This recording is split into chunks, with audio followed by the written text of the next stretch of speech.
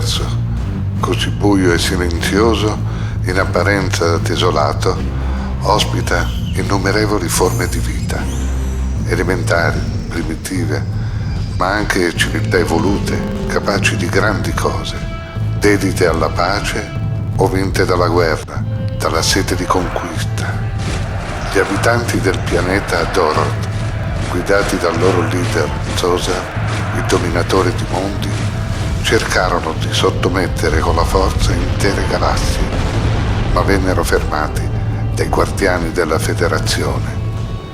Zoser venne sconfitto nella battaglia di Druse, catturato e costretto all'eterna prigionia all'interno del Votan, una fortezza inespugnabile. Privati del loro sovrano, molti dorotiani furono costretti all'esilio. Abbandonarono così il loro pianeta natio, ma iniziarono a tramare contro la Federazione, con lo scopo di riportare al potere il loro condottiero e rimettere insieme l'impero di Doroth. Per questo, i membri della Federazione decisero di nascondere il Votan in un posto sicuro, lontano da Doroth, su uno dei pianeti più remoti della galassia, il pianeta Azzurro, in uno dei periodi più bui della sua storia.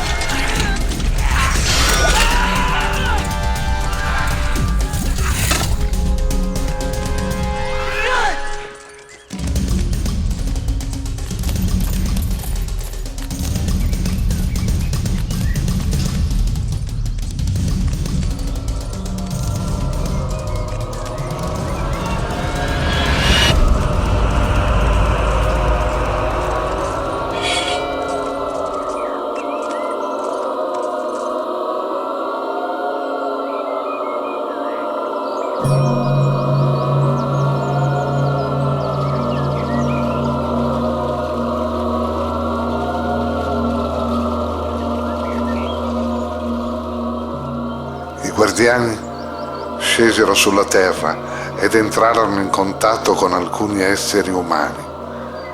A loro venne affidato il Votan, la fortezza cosmica di Zoser, ma per meglio celarla agli occhi dei Dorotiani venne trasformata in una chiave.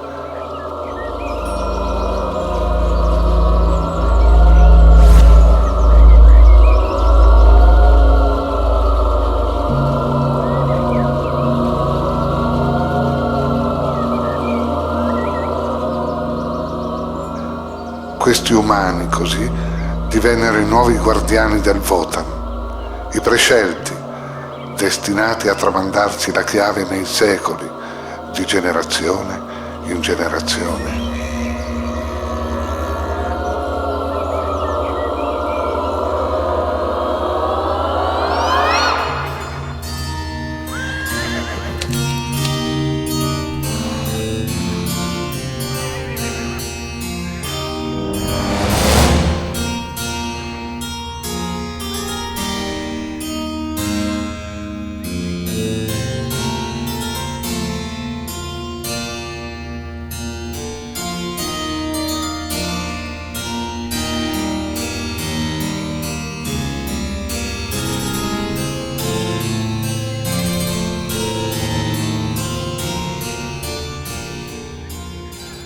I guardiani della Federazione ripartirono, ma di tanto in tanto fanno ritorno sulla Terra per verificare l'integrità del Votan e modificarne la forma, adattandola al relativo periodo storico.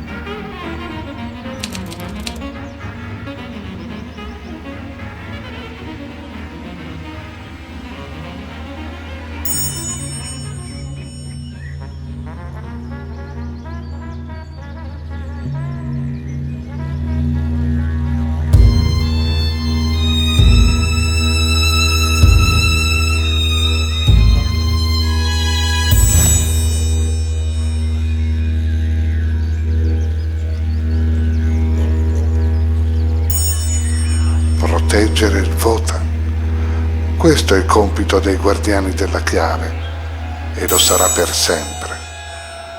Questo accadeva ieri e questo accade ancora oggi sulla Terra.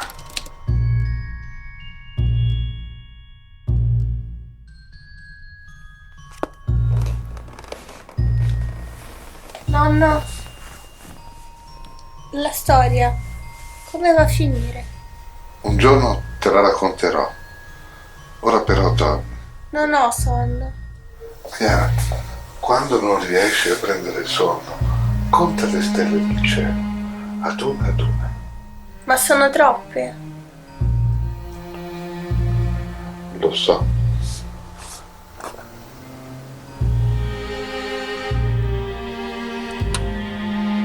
Buonanotte. Buonanotte.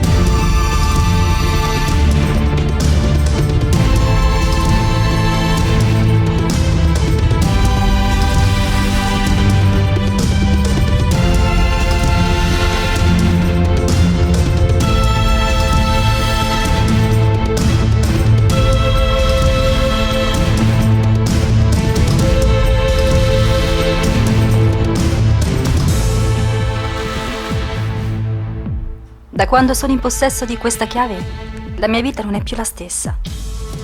È segnata da eventi surreali e sogni ricorrenti, a volte molto inquietanti. Nonno, se solo tu fossi qui, di sicuro sapresti.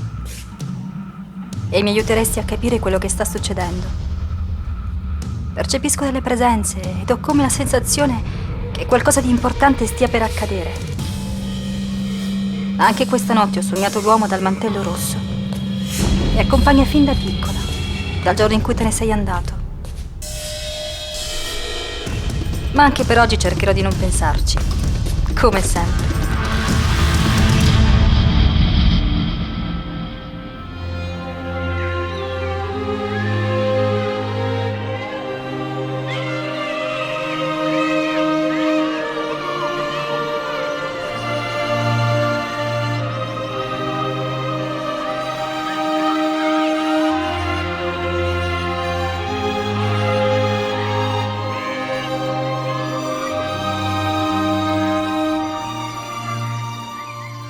L'ultimo giorno. Come vola il tempo. Neanche te ne accorgi. Ti svegli ed è già sera. Quando arrivai qui, pieno di euforia, credevo che non ce l'avrei mai fatta a fare tutto. A vedere tutti quei luoghi che mi ero prefissato di visitare, a scoprire di persona tutte le sensazioni che sapevo possibili, ma di cui avevo soltanto sentito parlare o letto sui miei libri. Sono un viaggiatore e ho visto tanti posti nella mia vita, ma questo mi ha cambiato. Gente che va, gente che viene, ognuno con una sua vita, delle idee, dei sogni e delle speranze per il futuro. Sono tutti come bambini, così spensierati e ingenui, e non si rendono conto del male che stanno recando alla terra. Ancora no.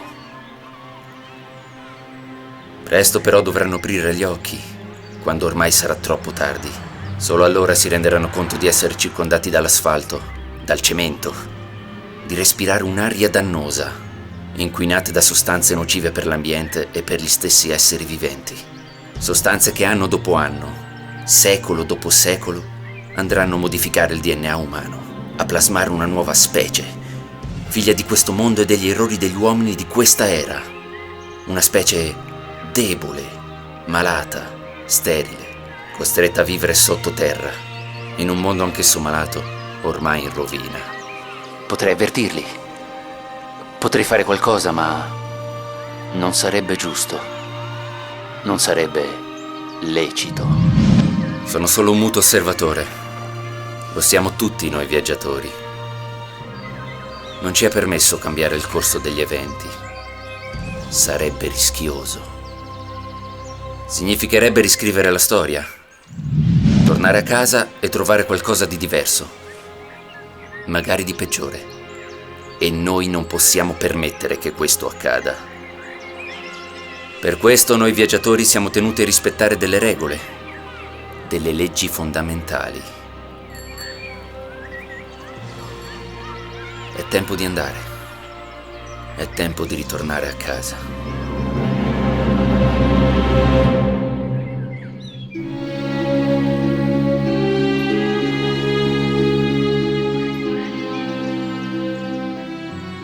Scrivo questa lettera per i posteri, perché se il presente è incerto, il futuro lo è ancora meno. Oggi, 8 settembre 2013. Dopo una settimana di vacanza fuori città, tornando a casa, sono stato testimone di qualcosa di terribile. Un omicidio in un parcheggio sotterraneo. L'ho vista morire davanti ai miei occhi, uccisa da un qualcosa di veramente nuovo e sorprendente. Un raggio di luce, un'arma terribile. Un'arma aliena. Oggi ho aperto gli occhi a una realtà fino a questo momento a me ignota. Oggi ho trovato un nuovo motivo per terminare ciò a cui sto lavorando da ormai 10 anni. Un'invenzione che cambierà la storia. Una macchina che mi permetterà di compiere un viaggio incredibile. Un viaggio pericoloso, da cui non potrei fare ritorno. Un viaggio nel tempo.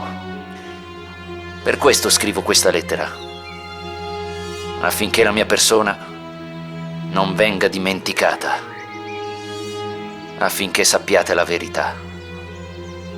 Nikolai Vardoz.